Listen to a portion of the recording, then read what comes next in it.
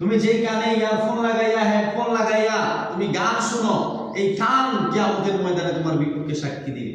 চোখের পলক না পালাইয়া তুমি ছায়াছবির দিকে, নাটকের দিকে, অশ্লীলতার দিকে, বেহায়াপনার দিকে, বেরেন্দাপনার দিকে তাকিয়ে দেখো, চোখের পলক তোমার মনে না, এই চোখ কিয়ামতের ময়দানে তোমার বিপক্ষে সাক্ষী দিবে।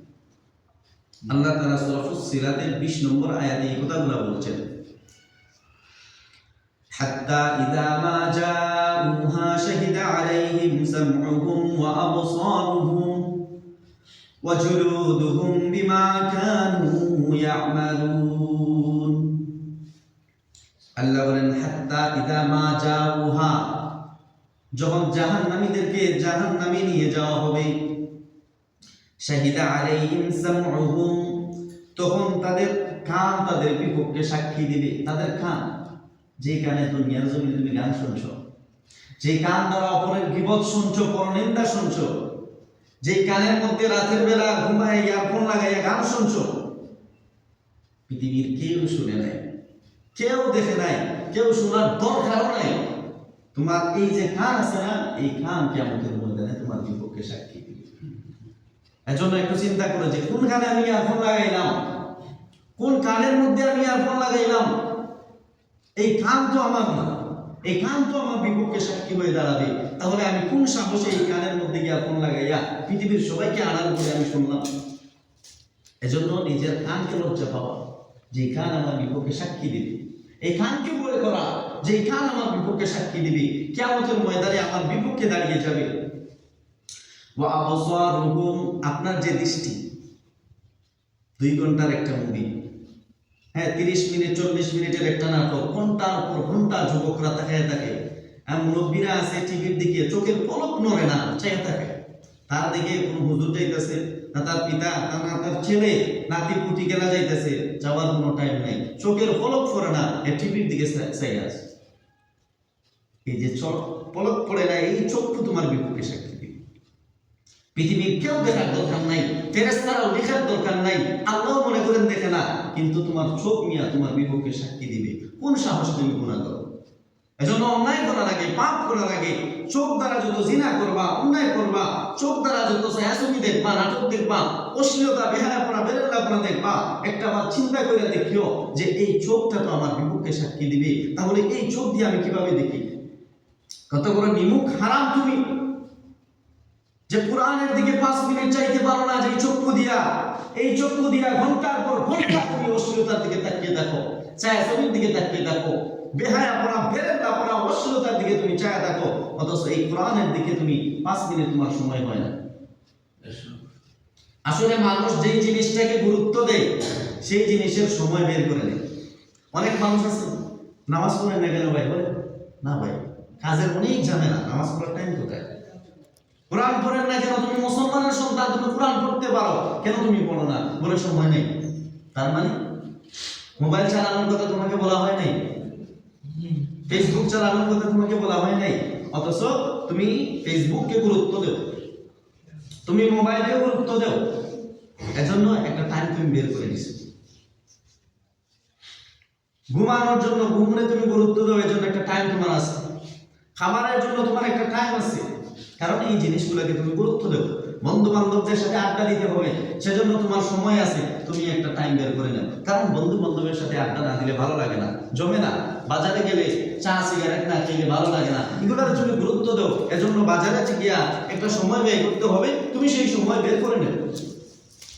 কিন্তু চিন্তাটা করছেন তুমি কোরআন পড়ো না, মুসলমানের সন্তান, নামাজ পড়ো না, তার মানে তুমি কোরআনকে গুরুত্ব দেও না, তুমি নামাজকে গুরুত্ব দেও না।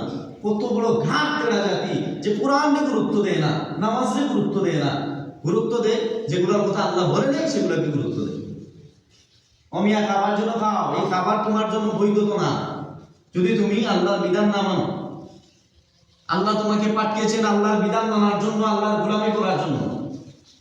এখন আল্লাহর গোলামি করতে গেলে, ইবাদত বন্দেগী করতে গেলে তোমার শরীর সুস্থ থাকা দরকার, এজন্য খাবারের বিধান। তোমার শরীর সুস্থ থাকা দরকার, এজন্য ঘুমের বিধান। ইবাদত করতে গেলে তোমার শরীর সুস্থ থাকতে হবে, এজন্য ব্যায়াম করার যে খেলাধুলা, এগুলার বিধান। নতুবা কোনো কিছুই বৈধ ছিল না। ইবাদত করার সুবিধার্থে খাবার বৈধ হয়েছে, ঘুম বৈধ হয়েছে, কারণ অক্সিজেন দরকার, এর জন্য ঘুম বৈধ হয়েছে।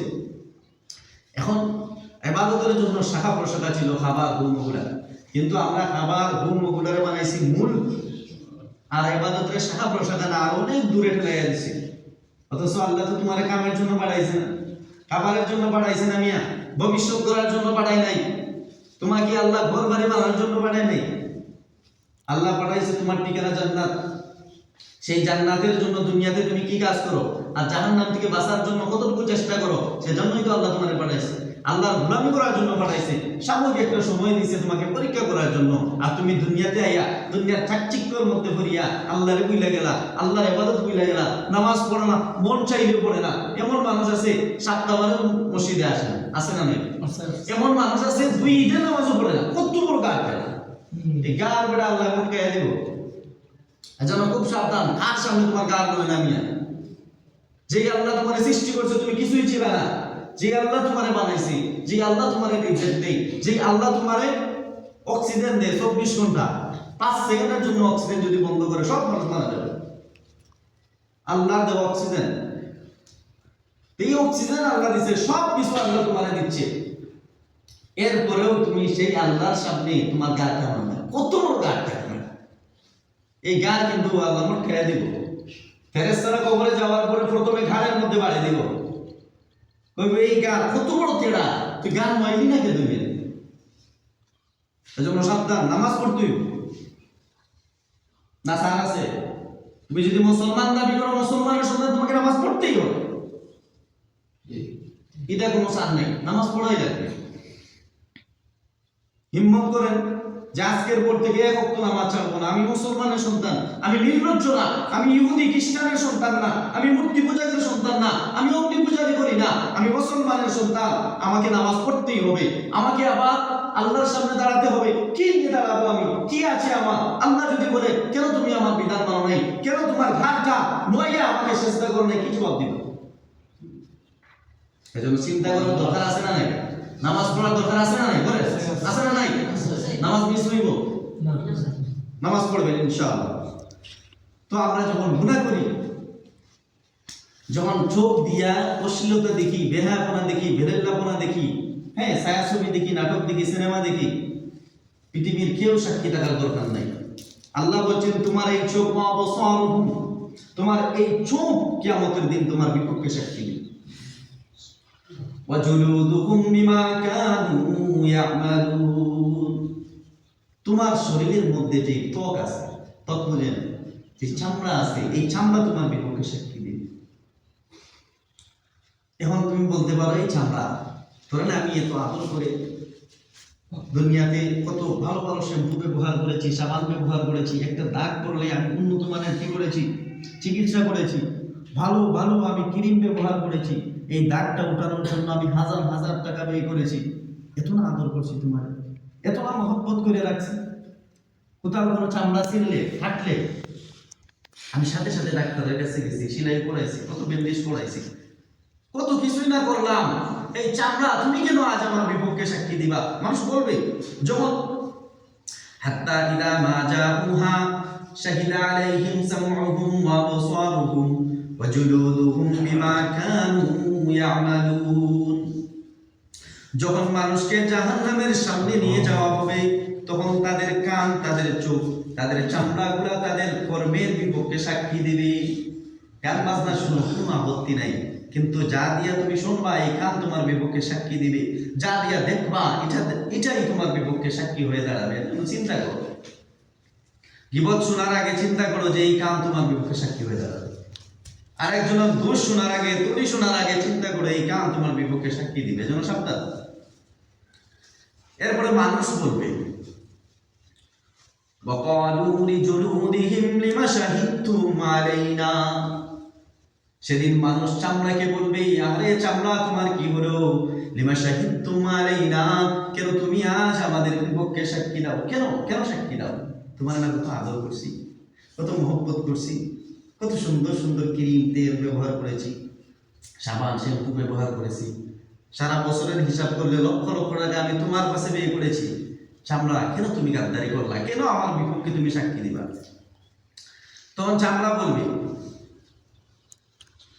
قالوا أنطقنا الله الذي أنطق كل شيء তখন চামড়া বলবে, যেই আল্লাহ তাআলা তোমাদেরকে কথা বলার বাকশক্তি দিয়েছে, সেই আল্লাহ আজ আমার বাকশক্তি করে দিয়েছে, এজন্য আজ আমি তোমাদের বিপক্ষে সাক্ষী দিচ্ছি। দুনিয়ার জমিনে আমার বাকশক্তি ছিল না।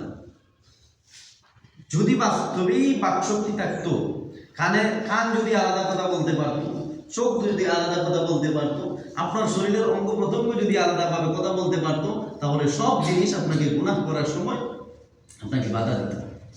আপনাকে বলতো, এই গাদ্দার, কেন তুই গুনাহ করস? তোর কারণে কি আমাদের ময়দানে জাহান্নামে আমাকে জ্বলা লাগবে।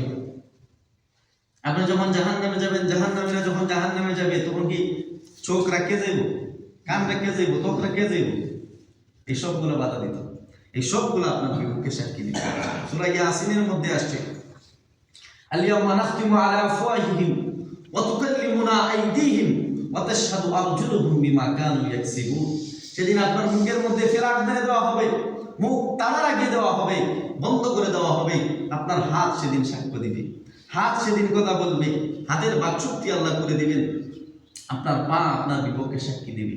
আপনি গুনাহ করেন, হ্যাঁ, গুনাহ করার জন্য রাতে অলিগলি ধরেন, হ্যাঁ, অলিগলি ধরেন, এই পা কিন্তু আপনার বিপক্ষে সাক্ষী দিবে।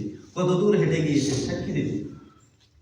আপনার এই হাত, যে হাত দ্বারা আপনি সুদ ধরেছেন, যে হাত দ্বারা ঘুষ গ্রহণ করেছেন, যে হাত দ্বারা অন্যায়ভাবে মানুষের উপর জুলুম করেছেন, যে হাত দ্বারা চুরি করেছেন, সন্ত্রাসী করেছেন, রাহজানি করেছেন, এই হাত কিয়ামতের ময়দানে আপনার বিপক্ষে সাক্ষী দিবে।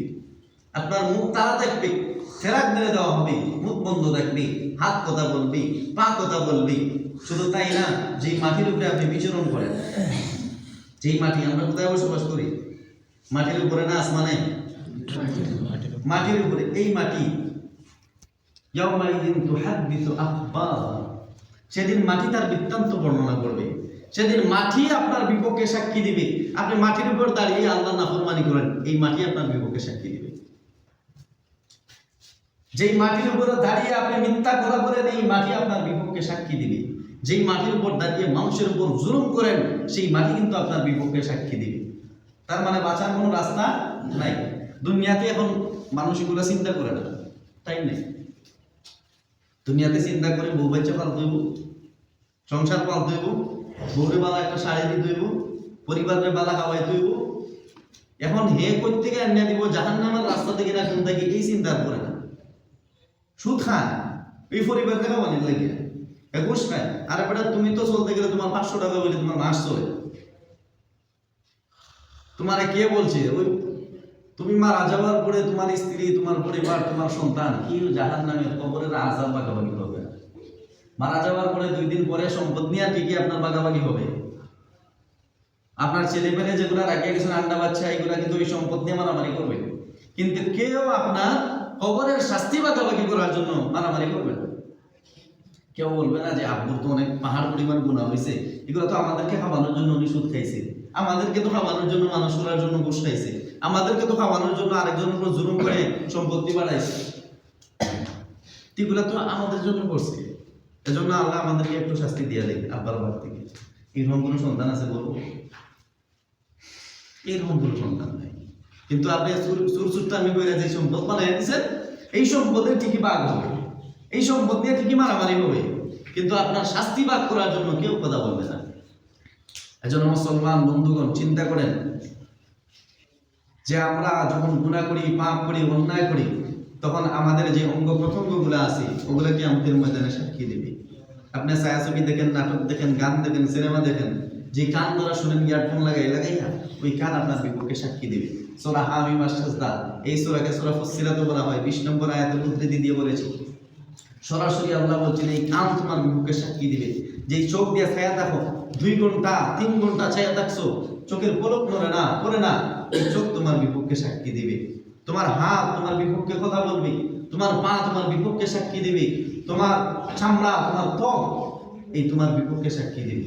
এজন্য একবার বলেন, আমরা যখন গুনাহ করতে যাই, পাপ করতে যাই, তখন কি আমাদের সাথে আমাদের হাত থাকে? বলেন, হাত থাকে কি থাকে না? যখন গুনাহ করতে যাই আমাদের সাথে হাত থাকে কি থাকে না? বলেন, সবাই বলেন। চোখ থাকে কি থাকে না? কান থাকে কি থাকে না? চামড়া থাকে কি থাকে না? পা থাকে কি থাকে না? আমরা মাটির উপরে থাকি না নিচে থাকি? এই সবগুলো তো আমাদের বিপক্ষে সাক্ষী দিবে। এরপরেও আমরা গুনাহ করি। চিন্তাটা করি। পৃথিবীর মাঝে অবাধ্য কোন জাতি থাকলে একমাত্র মানুষ জাতি আছে। আর কোন জাতি আল্লাহর নাফরমানি করে না, আর কোন জাতি বেঈমানি করে না। ওয়া ইন মিন শাইইন ইল্লা ইউসাব্বিহু বিহামদি। সব প্রাণী, সব বস্তু, আল্লাহর সব মাখলুকাত আল্লাহর তাসবিহ পাঠ করে। গাছের যখন দেখেন ছায়া এদিক সেদিক হয়, ওই গাছ আল্লাহকে সিজদা করে, অথচ এগুলো আমরা বুঝি না। ওয়ালাকিন ইয়াফকাহু তাসবিহাহুম, তাদের তাসবিহ আমরা বুঝি না।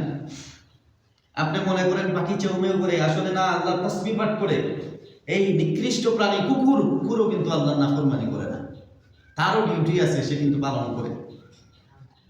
প্রত্যেকটা প্রাণী, এই যে পোকামাকড় যেগুলো আমাদের পায়ের নিচে পিষ্ট হয়, এই পোকামাকড়গুলো সিজদারত অবস্থায় আল্লাহর তাসবিহ পাঠ করে। গাছপালাগুলা সারা জীবন দাঁড়াইয়া আল্লাহর ইবাদত করে। পাহাড়গুলা বৈঠকরত অবস্থায়, তাশাহুদরত অবস্থায় আল্লাহর তাসবিহ পাঠ করে। কিন্তু একমাত্র অবাধ্য জাতি হচ্ছে, নাফরমান জাতি হচ্ছে মানুষ।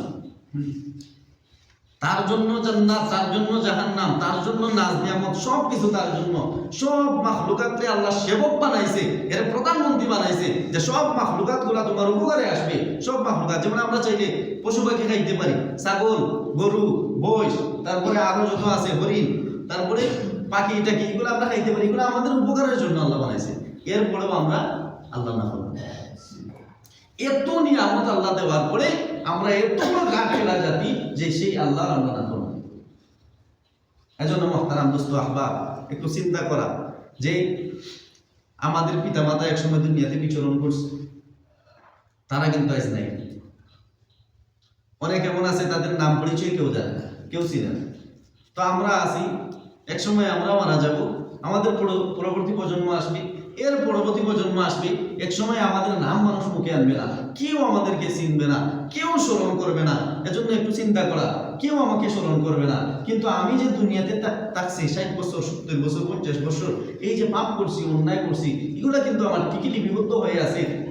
দুলার শাস্তি কিন্তু আমার সহস্র বছর, একবারে আজীবন আমার ভোগ করা লাগবে। এজন্য চিন্তা করা, দুনিয়াতে পুঁজি বানানো, যে একটা সোয়াবের পুতলা বানাই, আল্লাহরে খুশি করি, নামাজ পড়ি, আল্লাহর ইবাদত করি, যে কাজের জন্য আল্লাহ আমাদেরকে বানাইছে সেই কাজ করি, আর কইরা তারপরে যদি আমরা কবরে যাইতে পারি, আশা করা যায় আল্লাহ আমাদের গুনাহগুলো মাফ করে জান্নাত দান করবেন।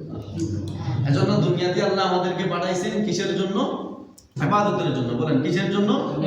কিসের জন্য? নাফরমানি করার জন্য না, পাঠাইছেন কিসের জন্য? ইবাদতের জন্য। ইবাদতের মধ্যে সবচেয়ে বড় ইবাদত হচ্ছে নামাজ। সবচেয়ে বড় ইবাদত কি ভাই? নামাজ। এজন্য আমরা সবাই আজকে থেকে হিম্মত করব, যত ঝড় তুফান, যত সমস্যা আসুক, আমরা নামাজ পড়ব, নামাজ মিস দেব না ইনশাআল্লাহ। আল্লাহ তাআলা আমি সহ আমাদের সবাইকে আমল করার তৌফিক দান করুক। তাহলে আল হায়াউ মিনান নাস, সামনের সপ্তাহে আল হায়াউ মিনান নাস, মানুষকে লজ্জা পাওয়ার আলোচনা করবো ইনশাআল্লাহ। আল্লাহ তাআলা আমি সহ আমাদের সবাইকে আমল করার